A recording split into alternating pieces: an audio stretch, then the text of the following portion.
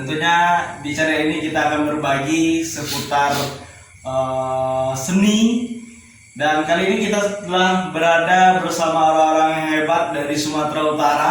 Di sebelah kiri saya telah datang Titan, dan sebelah Titan ada Ubay. Saya rasa untuk dunia sastra hari ini Ubay sudah cukup, bahkan sudah sangat dikenal dan sangat akrab. Nah, sekarang ini saya ingin menggali nih sejauh mana sih sastra Indonesia perkembangannya hari ini, ya kan? Dan mungkin pada Titan bisa berbagi kenapa sih bisa memilih sastra ini? Apa sih membuat kamu jatuh cinta? Nanti akan lanjut nih pada Ubay, ya kan? Silakan, Tan. Ada semacam gempa bumi bang dalam tubuh ketika mengenal teks yang bernama puisi gitu. Jadi kelas 2 SMK jadi ketua teater di sekolah, dipilih oleh pembina jadi ketua teater gitu. Oke. Nah, ketika 3 SMK mau turun jadi ketua, kakak teater ngasih buku judulnya Dendang Kabut Senja, kumpulan puisi Mansur Samin. Nah, setelah saya baca-baca bang, Mansur Samin ternyata guru membaca puisi Rendra. Orang Sumatera Utara ya yang menjadi guru. Mansur Samin besar di Semarang atau Jogja gitu bang. Aku baca-baca, dan ternyata ada sebuah teks yang bisa membuat tubuh bahasa seseorang menjadi terguncang gitu. Nah, kalau kata Emily Dickinson atau siapa gitu ya bang, ya lupa, penyair perempuan gitu. Nah, kalau kamu membaca suatu teks dan api dalam tubuhmu padam, nah itulah puisi katanya. Wow. Itu kalau kata Emily Dickinson. Catat. Kalau nggak salah Emily Dickinson yang bilang itu. Nah, kalau aku merasa ada guncangan itu bang, ada guncangan semacam kenapa ya bisa seperti ini? Kenapa ya bahasa bisa diobrak-abrik oleh manusia juga yang pada dasarnya kita ya bahasa ngomong seperti ini aja, halo, selamat siang dan blablabla gitu. Tapi di puisi tidak seperti itu.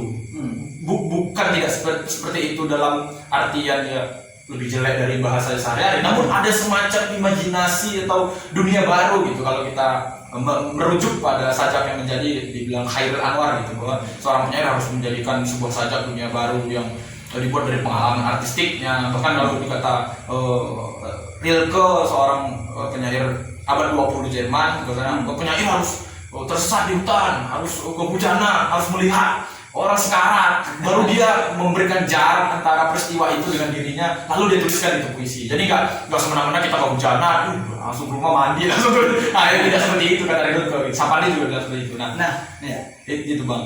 Kira-kira Titan, bagaimana sih metodemu atau proses kreatifmu untuk menarik pengalamanmu dalam bentuk sastra, dan pada akhirnya ini dapat dinikmati oleh orang-orang dan dapat dibaca sebagai puisi? Itu seperti apa sih, Kak? Ada 1 atau 2 puisi yang aku lakukan seperti yang Rilke katakan atau sabar dipercaya itu bang. Ada mengambil jarak antara peristiwa dan penyair gitu. Nah, misalnya puisi Salib Aku di Dadamu, judulnya itu aku buat untuk kakek yang mohon maaf dia meninggal secara non Islam. Gitu. Nah, itu kan kematian kakek itu SD. Jadi aku tulis 2019, titik saya 2019-2020. Nah, ketika aku waktu kuliah, itu kematian itu kelas 6 SD. Nah, jadi ada semacam rentetan waktu yang sangat panjang yang membuat aku merenung kenapa dia seperti itu, kenapa dia seperti ini gitu. Nah, satu lagi misalnya kesedihan seorang penyair yang terbit di Tempo 4 Juli 2020 baru-baru ini gitu. Itu juga tentang bagaimana ketika saya, Bang Ubay, Bang Fajar, Kak Ayu fokus datang ke rumah Khairil di Payakumbuh, melihat bagaimana kondisi rumah binatang Jalang itu yang sangat mohon maafnya sangat memprihatinkan, dan ada semacam tulisan nanti di sini akan dibangun bla bla bla bla tentang Khairil Anwar, dan itu sampai sekarang tidak ada gitu. Nah, itu juga 2018 kalau tidak salah itu ya, hari sepulang dari Hari Puisi Indonesia Riau. Nah, itu saya tulis juga 2020 dan mengirimkan ke Tempo, dan alhamdulillah itu diterbitkan oleh Tempo. Itu semacam cara yang apa ya bang, kalau bilang bertapa sangat aneh kata bertapa itu. Ada semacam mengambil jarak lah, istirahat yang cukup panjang atas peristiwa yang terjadi. Berarti kurang lebih seperti tidak apa ya, jadi tidak hanya sebatas hari ini mandi dan hari ini menulis ya. Gitu ya. Nah ini juga pelajaran nih untuk teman-teman yang mungkin hari ini atau beberapa waktu suka menulis tapi sudah mengatakan dia seorang penyair atau dia sebagai penulis puisi yang handal. Saya rasa ini masih jauh ya, tidak segampang itu ya. Mungkin Ini sebetulnya Boy sudah mulai tertawa ini mungkin Gelagat ya, Bang, ya. ya. Gelagat. Gestur dia sudah. Jadi bagaimana nih Boy perkembangan puisi hari ini dan yang seputar sastra lah? Bicara perkembangan ya, tapi kita mulailah dengan persoalan penyair tadi ya. Oke. Penyebutan kata penyair pada fase perjalanannya sepertinya itu dimulai oleh H.B. Yasin. H.B. Yasin. Bagaimana H.B. Yasin mencoba untuk memporandakan puisi-puisi Kairil ya. Puisi-puisi Kairil, begitu juga Subagio melakukan hal yang sama. Lalu ketika itu kita punya barometer, seolah-olah barometer bahwasanya orang yang puisinya dikupas oleh H.B. Yasin dikatakan penyair. Oh. Itu barometernya. Atau barometer kedua adalah orang yang terbit puisinya di Horizon, kita bisa katakan dia penyair. Jadi ada seperti dua barometer dahulu, bagaimana H.B. Yasin yang sampai hari ini pausnya sastra dikatakan kan, atau Horizon sebuah media yang cukup mumpuni waktu itu. Kalau mengikuti ungkapan M.H. Ainun Najib, ketika seseorang terbit di Horizon, ya, sebagaimana umat Muslim naik haji. Wah, Sampai itu ungkapan M.H. waktu itu. Nah, jadi seperti itu menjadi barometernya. Dan hari ini sepertinya kita tidak punya orang yang sebagaimana H.B. Yasin atau sebagaimana media ini, karena Horizon juga jatuh, maka muncul sebuah anggapan apakah Kompas, Tempo, Media Indonesia, Republika akan kita bisa dari barometer. Itu muncul. Baru kembali kepada orang yang menulis dua puisi di Facebook malahan, yang tidak punya redaktur atau seorang editor gitu kan, sudah dikatakan dirinya penyair. Maka pada hari ini kita hanya bisa untuk mengikuti kata hati kita saja, bagaimana sebenarnya seorang penyair di dalam diri kita. Atau kita akan bisa menyatakan semua orang yang hidup adalah seorang penyair, tetapi dia bisa menulis. Orang yang bisa menulis adalah seorang penyair. Tuh, akhirnya kan jadi kayak gitu, karena Bang Frisdo misalnya dekat dengan Titan. Abang melihat dua puisi Titan, lalu abang menyebutkan Titan seorang penyair. Akhirnya kan sebuah sebutan, sebuah kata penyair muncul dari orang-orang terdekat. Seperti itu ulasan saya di Waspada waktu itu terkait sastrawan menjawab pertanyaan hari ini. Sastrawan muda menjawab pertanyaan hari ini. Itu esai di Waspada. Kebetulan memang kita tidak mempunyai orang yang kuat dan intens untuk menguliti puisi-puisi yang muncul. Maka hari ini lebih banyak puisi yang terbit atau buku-buku puisi terbit. Gak tahu kita di mana letak ini, berkualitas, tidak berkualitas, atau gimana sih sebenarnya standarisasi kualitas. Karena gini, ketika suatu buah penerbit ada ingin menerbitkan, kita punya dana bikin puisi, diterbitin. Gak ada ininya, jarak kembali kepada ucapan tadi, atau seolah-olah tidak ada sebuah perenungan untuk menjadikan sebuah buku. Akhirnya punya duit terbitin jadi. Lihatnya di mana sih letak kualitas dan akhirnya ini menarik dengan saya tidak berani mengatakan di kasus ya. Dia fenomenal. Demikian. Kira-kira peran media itu berapa persen hari ini? Peran media dalam media cetak online atau gimana nih? Ya terserah. Artinya peran media dalam memberikan peluang penerbitan itu melahirkan kualitas atau tidak itu? Di beberapa media, atau kita kenakan kepada satu aspek, misalnya media penerbit atau media cetak koran gitu kan. Di beberapa media seperti penerbit ada yang memang melahirkan buku-buku berkualitas. Tapi kan ada media yang tidak melahirkan itu. Dengan kata lain, banyak hari ini terbitnya atau kita belak-belakan saja munculnya penerbit-penerbit indie. Itu akhirnya juga mengkacau balaukan kehidupan kesusastraan itu. Di satu sisi semacam Di paradoksal. satu sisi, Ya. karena dia memunculkan buku apa saja, puisi apa saja yang kata kasarnya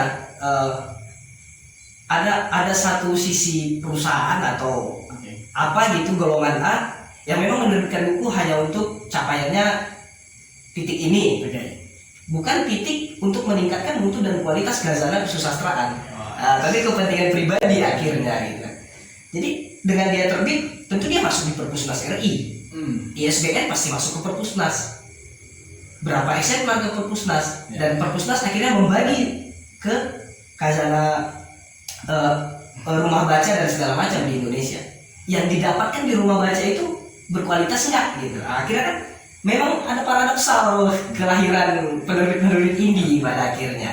Atau kalau media cetak seperti koran, beberapa media memang digawangi oleh atau di redakturnya memang di orang-orang yang mumpuni dan intens di bidang-bidang sastra.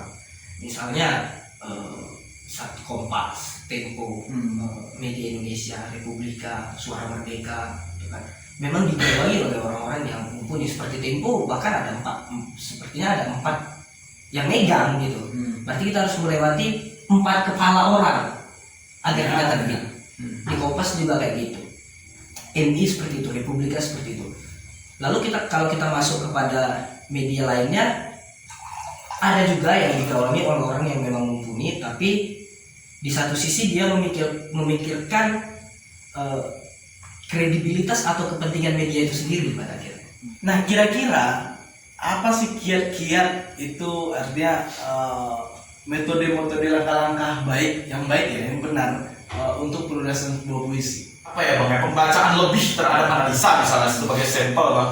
Aku bahkan pernah mengirim puisi tentang kematian dan judulnya Membakar Langit, dan itu sangat tidak analisa sekali menurut aku bang. Karena yang terbit Menjahit Luka, Hujan di Bulan November, dan itu semacam pembacaan. Kenapa ya analisa menerbitkan puisiku yang judulnya saja sudah tidak sangat cinta sekali, Membakar Langit? Apa kira-kira yang ingin aku tuliskan tentang Membakar Langit itu? Nah, aku kira mungkin pertama-tama bisa kita melihat selingkuhnya seperti apa, kita tembak-tembak, oh nggak terbit ya mungkin ada yang salah di pengiriman email. Nah, itu fase pertama.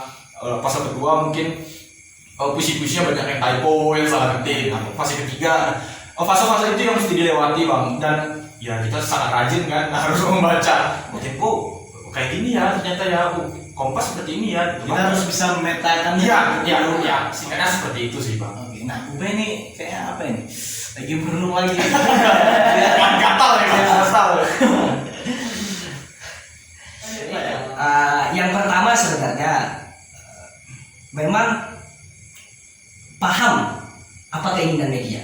Itu yang pertama. Yang kedua itu konsistensi. Konsistensi dalam artian begini. Ketika Bang Frisdo dengan email misalnya frisdo@gmail.com mengirim 5 puisi ke email Ubaidillah Ansori di Rakyat Sumbar. Pada minggu pertama itu aku baca, dan puisi itu memang layak dimuat. Puisi itu layak dimuat ya. Tapi karena itu adalah pengiriman email pertama, aku sebagai redaktur akan menyatakan dugaan-dugaan dan asumsi-asumsiku ini Frisdo plagiat. Prasangka. Karena gak pernah baca puisi Frisdo, dan kenapa puisi Frisdo ini menarik untuk dibaca. Oke. Nah, catat itu pertama ya. Kecurigaan dan muncul Lalu aku tidak akan menerbitkan puisi abang. Kalau memang abang menarik dengan harus terbit di Rakyat Sumbar, pasti minggu kedua abang akan ngirim lagi. Aku akan membaca lagi bang. Puisi Frisdo sama nggak dengan puisi pertamanya? Tidak sama, jauh. Semakin kuat asumsiku. Pertama tadi puisi siapa yang dicontek ya? Masuk puisi ketiga, masuk puisi keempat. Malahan sampai pada tahapan kita berani jamin, kita pernah coba itu. Kamu ngirim di analisa ragu, 5 kali kamu ngirim di analisa ragu, ke-6 kamu terbit.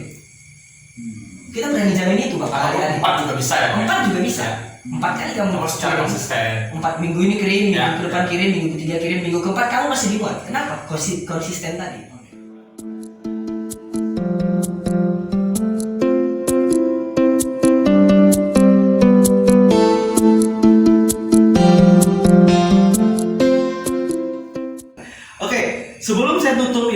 Roy dan Titan, beri dong semangat nih untuk teman-teman penulis baru. Kira-kira apa semangat untuk mereka? Bicara semangat, tidak jauh-jauh ya sebenarnya, tergantung kata hati ya. Banyak akan yang berbilang kayak gini, Bang, saya ingin menjadi seorang penulis. Lalu pertanyaan utamanya, sudah pernah membaca buku berapa? Tidak pernah, Bang. Akhirnya bagaimana kamu ingin menjadi seorang penulis tapi kau tidak peduli dengan membaca? Sangat egois ya. Pembaca yang baik akan menjadi seorang penulis yang baik pula. Kenapa? Karena akan muncul adalah kita akan membangun kamus besar bahasa Indonesia di dalam kepala kita. Dengan apa? Dengan membaca diksi-diksi orang, lalu kita kutip di dalam kepala kita, dan itu yang akan menjadikan kamus besar bahasa Indonesia kita banyak di dalam otak kita ini. Mungkin bagi penulis pemula, banyak orang akan mengatakan tulis aja, tidak usah pikirkan temanya, tidak usah pikirkan, yang penting tulis. Tapi bagi saya itu sepertinya akan bertolak belakang. Bagi saya, pikirkan, membaca, dan menulis. Oke, bisa dicatat teman-teman. Oke, tenang. Ada satu teman namanya Bang Maulidan Rahman Sirega, juga orang Sumatera Barat, pemegang channel ID. Dia bilang bahwasanya sebelum kita masuk komunitas menulis, lebih baik kita masuk komunitas membaca.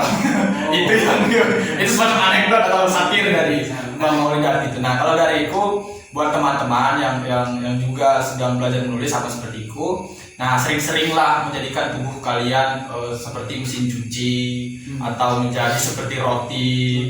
Kalau mesin cuci kan sering kalau dipencet, nah sering-seringlah begitu. Nah bagaimana caranya seperti itu, Bang? Cobalah main-main ke stasiun atau ke bandara atau ke sebuah taman atau melewati tempat yang pernah kau datangi sama mantanmu. Lewat aja, gak apa-apa. Mungkin itu menjadi sebuah wahana Bergemuruh sendiri ya? Apa? Bergemuruh dengan sendiri. Bergemuruh dengan sendiri. Ada gempa bumi yang dirasakan itu, Bang. Nah, jadi roti, cicipi lumuri dirimu dengan selai, lalu cicipi sendiri. Nah, kadang-kadang, Bang, orang gampang sekali memakan orang lain. Namun dia tidak pernah mencoba dagingnya sendiri. Aku kira mesti seperti itu. Penyair melakukan kerja kreatifnya, Bang. Dahsyat. Artinya sebelum tutup saya mencoba menyusun beberapa diksi dari orang-orang ini. Tentu ini sangat memberi gesekan lah pada saya. Artinya jika kita konsisten dalam menulis, tentunya kita butuh bacaan, dan bacaan tersebut yang menjadi bank katanya ya. Artinya kita sejauh mana sih penulis itu bisa hidup hingga hari ini, itu sejauh mana karya mereka masih hidup di tengah masyarakat. Nah, artinya seorang penyair butuh penjelajahan ya, baik itu dalam bacaan, penjelajahan dalam bentuk observasi dan kita harus lihat dan tetaplah menjadi penulis sejati tanpa harus memakan kata orang lain. Oke, terima kasih teman-teman, tetap dukung channel ini dan jangan lupa bagikan, share, dan jika ada kekurangan di sini, ini adalah bentuk dari cara kami belajar, dan seperti inilah cara kami untuk berbagi, ambil positifnya dan kubur dalam-dalam hal-hal yang negatif dari channel ini. Terima kasih.